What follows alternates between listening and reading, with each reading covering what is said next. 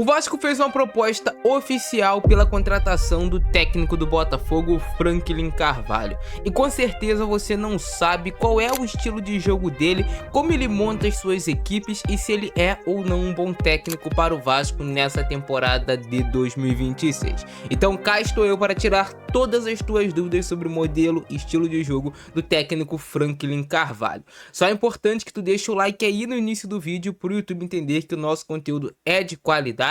E para recomendar para mais torcedores vascaínos, tu pode clicar nesse botão de hypar, beleza? Isso não vai te custar nenhum centavo. Agora sim, vem comigo entender um pouco. E para começarmos a entender um pouco sobre o estilo de jogo do Franklin Carvalho, ele era um técnico que no Botafogo, na maior parte das vezes, atuava jogando em um 4-4-2. Então ele tinha uma linha de 4 defensores normais, tinha 2 volantes, 2 meias e muitas vezes jogava com essa dupla de atacante, de fato com a dupla de centroavante. Mas eu digo que era muito pelo elenco do Botafogo, pelo que apresentava para ele. O Vasco não tem essa característica de ter 2 centroavantes, mas o Franklin estruturava a sua equipe dessa forma na hora de atacar. É claro que no futebol moderno atual, os times eles se mexem muito em campo, as formações são extremamente híbridas, mas a ideia do Franklin sempre era ter os 2 laterais dando bastante amplitude pelos lados do campo. No caso, o Alex Telles e o Vitinho, eles tinham muita liberdade para atacar, o Vitinho tinha muita liberdade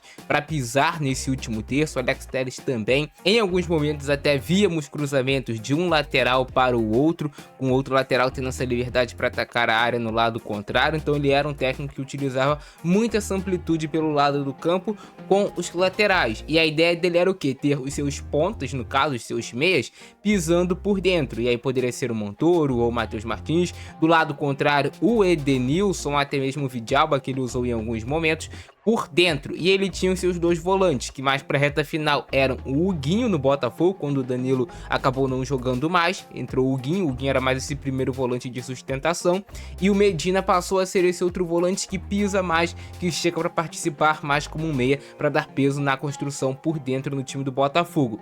E os 2 zagueiros, na maior parte do tempo ele tinha o Alexander Barbosa e o Ferrarese, eram esses caras que estruturavam essa saída do Botafogo, que poderia ser um 2+2, poderia virar uma saída de 3+2 ou de um 3+1, dependia muito do adversário que o Botafogo enfrentava e do momento da partida, mas em alguns momentos poderia de fato ficar só os 2 zagueiros e os 2 volantes aqui, com o primeiro estruturando um pouco mais a saída. Em alguns momentos era o Medina também que vinha fazer essa saída de bola, o Botafogo construía assim.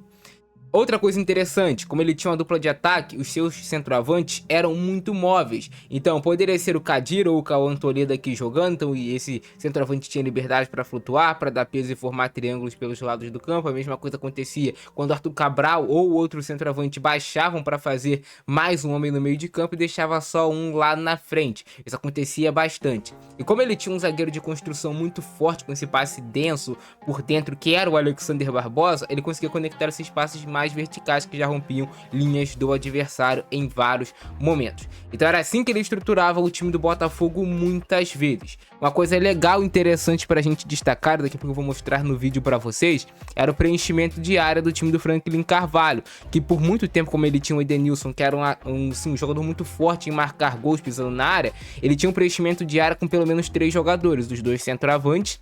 O Edenilson pisava para dentro também para preencher a área muitas das vezes. O outro meia ou atacante, poderia ser o Matheus Martins, também chegava próximo da área. E no caso, quando ele tinha o Danilo sempre ficava esperando aqui na entrada da área, zona 14, ou até mesmo pisava na área também para dar peso.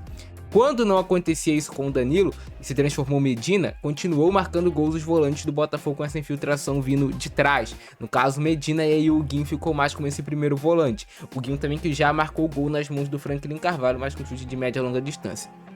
Quando ele estava enfrentando adversários muito fechados, tinha uma ideia de construir essa jogada, trazer para o lado do campo, e aí poderia ser um cruzamento do Alex Telles, e aí o Vitinho lá do outro lado já aparecia para dar esse peso também dentro da área, para preencher ali o espaço, e poderia vir um cruzamento de 3/4 para o lado contrário aqui.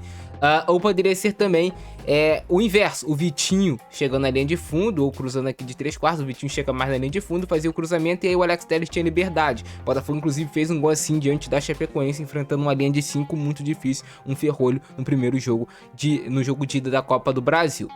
Em primeira fase de construção, o time do Botafogo tinha um Neto participando muito desse jogo por baixo também. Foi um dos erros do Franklin Carvalho insistir no Neto como goleiro. Tirou pontos e tirou vitórias dele. Ele poderia ter mais vitórias no comando do Botafogo. Inclusive no jogo contra o Bahia, que foi o último antes da parada para a Copa do Mundo, o Neto é expulso. Depois entra um outro goleiro, que era o Raul, que também comprometeu, levando assim um gol com uma falha bizarra. Então, a questão do goleiro fez muitas vezes o time do Botafogo parecer ser pior, porque não conseguiu obter resultados, porque tinha falhas muito graves de goleiro, que se você tivesse um goleiro de um nível um pouco melhor, você poderia ter saído com resultados positivos. Mas a primeira fase de construção do time do Franklin Carvalho poderia ser assim, com Medina, o Guinho, aqui no caso, e essa bola saindo aqui dos pés do Neto. Poderia acontecer essa bola aqui saindo dos pés do Neto, tinha os dois zagueiros, um abria por cada lado, os laterais abrindo do lado do campo, ficava essa construção aqui com pelo menos 6 até 7 jogadores, se você for contar também com o goleiro.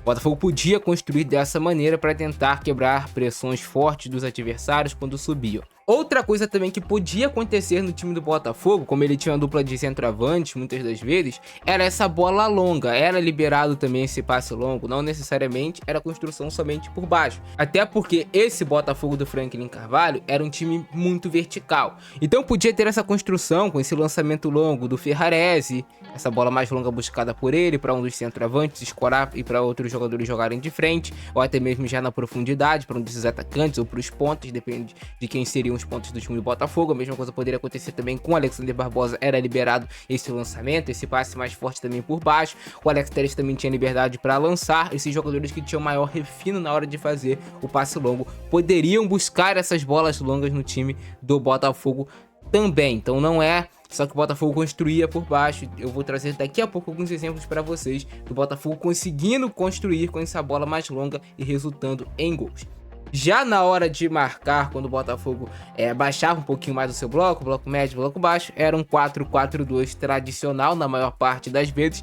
Depende do adversário no qual o Botafogo estava enfrentando e da formatação tática que o time jogava para o Botafogo encaixar a marcação. Mas era um 4-4-2 que o time marcava, poderia baixar o seu bloco, tentar buscar uma compactação e também podia marcar pressão em vários momentos.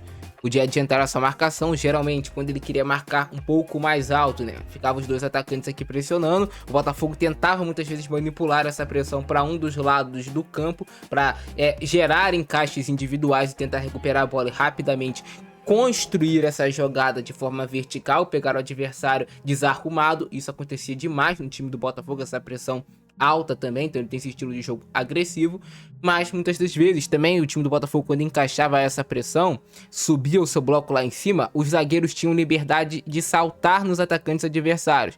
Então se o atacante ou o meio adversário vai receber essa bola de costa, o Ferrarese tinha essa liberdade para saltar, recuperar essa bola, o Barbosa também tinha liberdade para saltar. Eu vou mostrar daqui a pouco nos exemplos para vocês.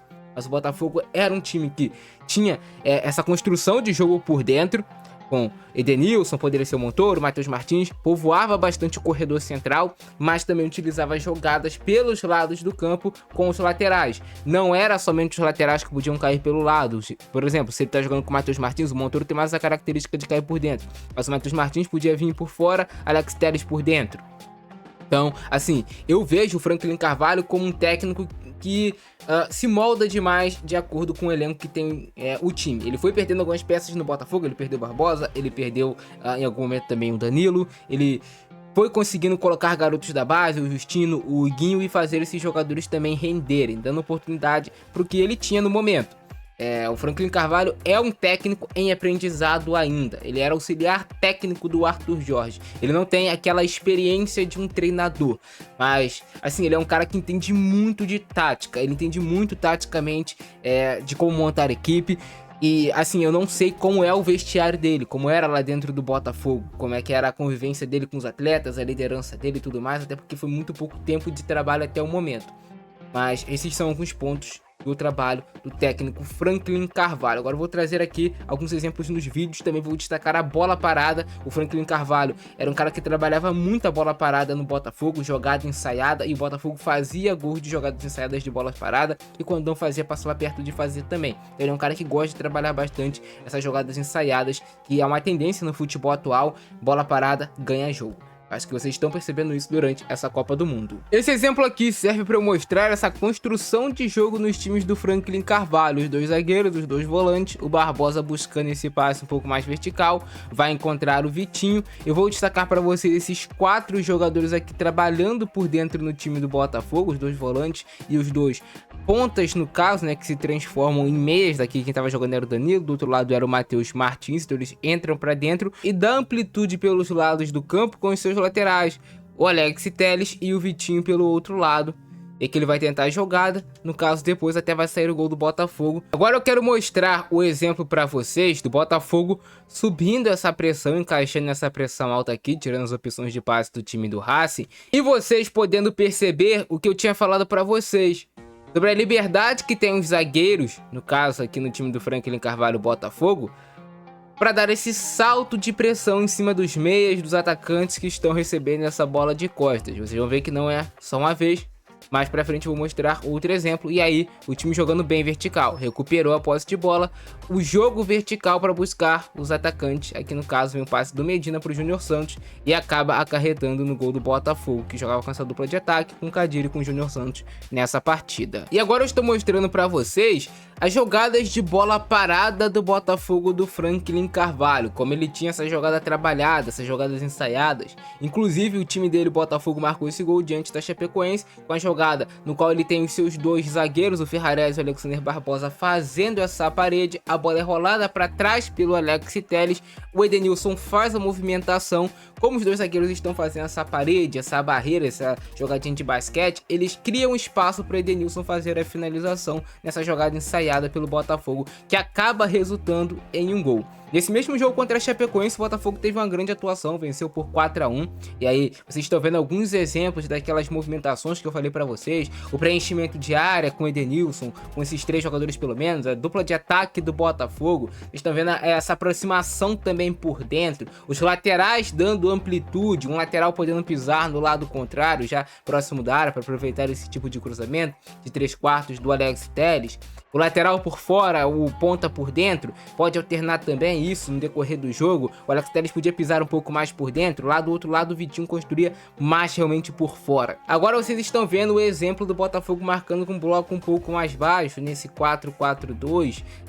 Era essa abordagem de marcação que tinha o Franklin Carvalho, dependia muito do momento do jogo, se você quer abaixar o seu bloco, se tu quer jogar um pouco mais no espaço, se tu quer um pouco mais do contra-ataque ou não. Ele também era um cara que subia a pressão em alguns momentos, tinha essa agressividade nos times dele. E mais um exemplo do zagueiro saltando essa pressão nas costas de um dos atacantes nesse jogo contra o Corinthians, foi o Alexander Barbosa, saltou pressão, recuperou. O Botafogo nesse 4-4-2, era o desenho no momento, recupera a posse de bola e a busca pela verticalidade, busca rápida pelo gol. Montoro faz o passe, Kadir, depois o gol do Arthur Cabral.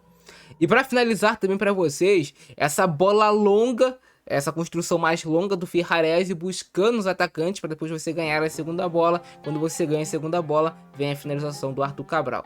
Ele é um cara que tem, assim, um modelo de jogo interessante. É claro que não era só um mar de rosas. O Botafogo tinha problemas defensivos, problemas na hora de transição defensiva, eu diria assim. Era um time que muitas vezes atacava com muita gente, mas levava alguns contra-ataques que causavam o Botafogo perder alguns jogos. Foi assim até nos jogos contra o Remo. Botafogo, dentro do Newton Santos, não conseguiu vencer, muitas vezes sofrendo com essa transição defensiva, já com um pouco de desespero, atacando com muita gente, não consegue fazer o gol, leva contra-ataque e aí acaba sofrendo um resultado negativo. Franklin Carvalho é um técnico sim promissor, entende de se ele é o ideal pro Vasco no momento. É difícil de eu falar pra vocês se ele é ou não o ideal, até porque depende muito do material humano que ele vai ter para trabalhar no Vasco. Qual é o nível de material humano que vai chegar nessa janela de transferências para ele trabalhar no Vasco? Vai melhorar? Não vai melhorar o elenco? Se melhorar, obviamente, tende a melhorar os resultados, tende a melhorar o jeito de jogar, mas o Franklin Carvalho, ele sabe de tática, isso é inegável. Ele é um